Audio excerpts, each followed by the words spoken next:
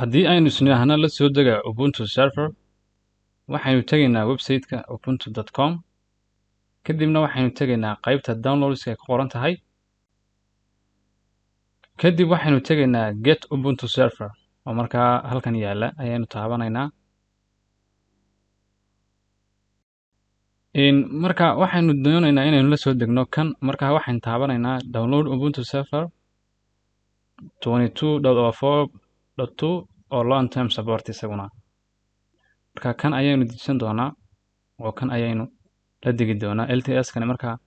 wuxuu noo shaqayn doonaa ilaa 2012 marka kan ayaad download ku samaynaysaa oo taabanaysaa download ayaad leedahay marka download tiraahdo marka automatically waxa ku soo qabanaya marka download manager-kaaga ayaa automatically u soo qabsan doona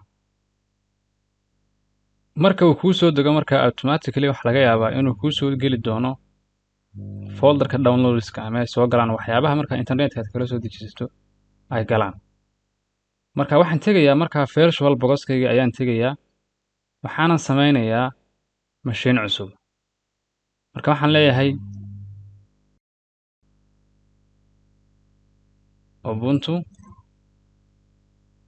ubuntu server baan leeyahay marka waxaan samaynayaa iso filekii ayaan markaa raadinayaa marka halkaa yar baan taabanayaa calaamadda yar kadibna waxaan leeyahay other kadibna halku yaalo oo waa kan ayaan double click ku dhufanayaa kadib waxaan leeyahay markaa next marka wuxuu samaynayaa automatically markiiba kan wuxuu iska samaynayaa user marka username kan buu halkan wada aragtaa uu samaynayaa ubuntu server waxyaabahan marka waxaan samaynaynaa username halkan waxaan u bixinayaa username waxaan u bixinayaa ubuntu ayaan leeyahay passwordkana waxaan ka dhigayaa password yar oo iska fudud ayaan ka dhigayaa kadib marka waxaan leeyahay next ramka waxaan u daynayaa 2 GB oo rama iyo 1 process next ayaan leeyahay storage-ka 25 GB wuu naga badin karaa oo ilaa waxaan ka dhigi karaa 50 GB meelahaas kadibna next ayaan leeyahay finish ayaan leeyahay kadib markaa waan soo daarayaa ama double click baan ku dhufanayaa ama calaamadda startida ayaa aan ku dhufanayaa markaan daaqadan yarka ayaa soo bixi doonta oo markaa wow installationka ayaan bilaabi doonaa imika server waxa uu kaga duwan yahay desktopka male GUI male ama GUI male oo kaliya waa CLI oo waa khaanad terminalka oo sidii terminalka oo khaas ah u shaqaynaysa oo waa uu ka duwan yahay guud ahaan qaybta desktopka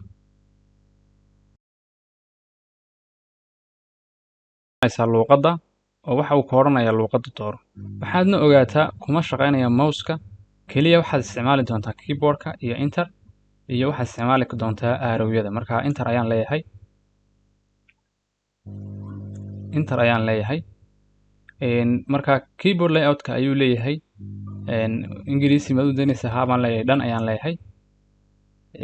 marka wuxuu leeyahay ubuntu server miyaad ku shubaysaa mise waxaad ku shubaysaa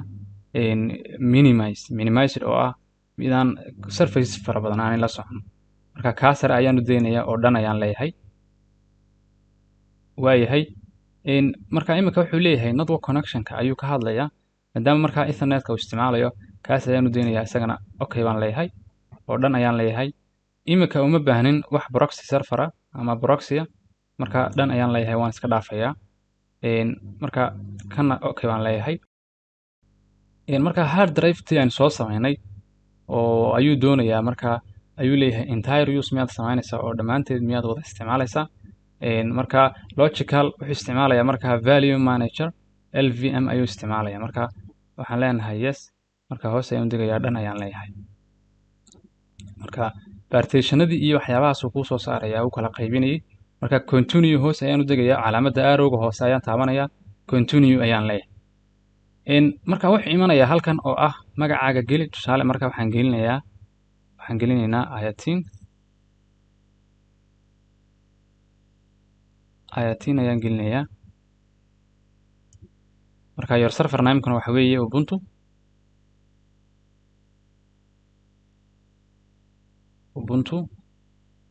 ayaan leeyahay ubuntu server usernameka aad doonayso gasho muxuu noqon doonaa usernamekeyguna wuxuu noqon doonaa ayatin passwordka aad ku soo gelaysa muxuu noqon doonaa password ayaanu samaysan doonaa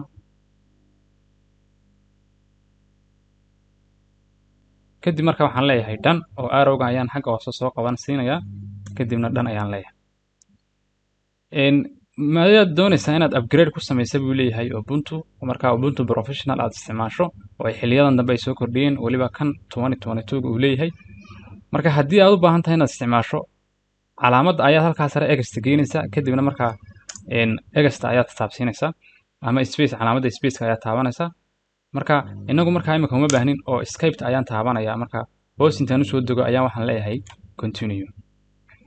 waxaa kaloo sidoo kale leeyahay open ssh serverka miyaad doonaysaa inaad ku install garayso oo ah surface aan dhigan doono oo remote-ka space waan taaban karaa ama enter baan leeyahay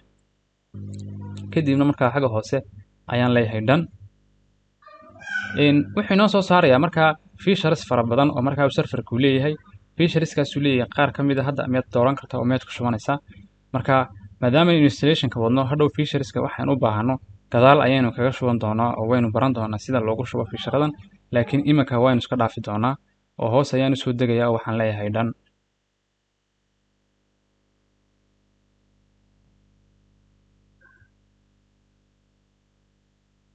marka imika installationkii ayaa inoo bilaamaya hadda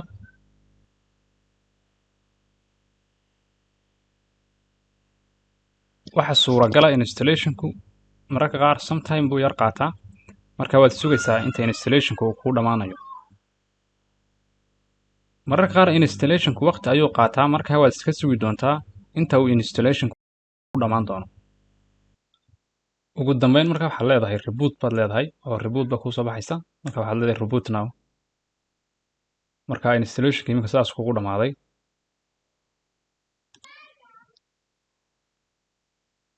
marka dib uu soo baxayaa oo sidii markaa computer caadi ayuu dib ugu soo bixi doonaa imika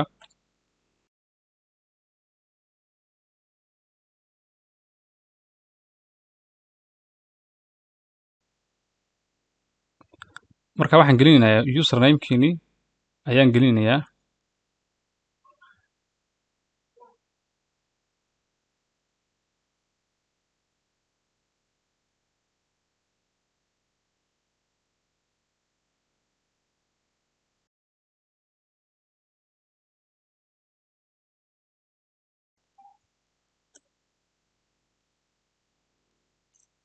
passwordkana markaa waan gelinayaa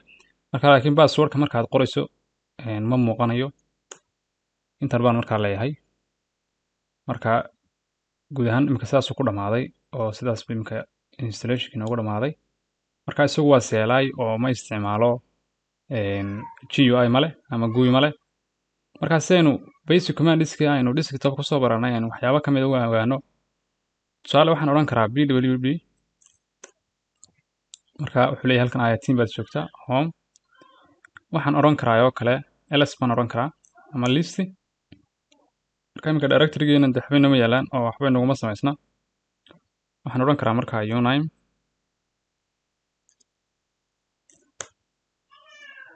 marka waxaan ku ogaan karnaa waxyaaba uu yahay versionkiisa xilligu soo baxay waxyaabahaas marka imika tusaale kale waxaan odhanayaa release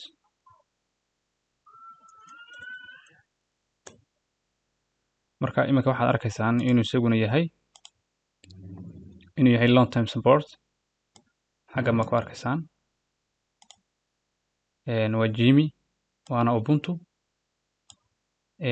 marka xaggana waa kan marka guud ahaan installationkii Ubuntu server halkaas ayuu inoogu dhamaaday oo qaabkaas ayaad ugu install garayn doontaa computerkaaga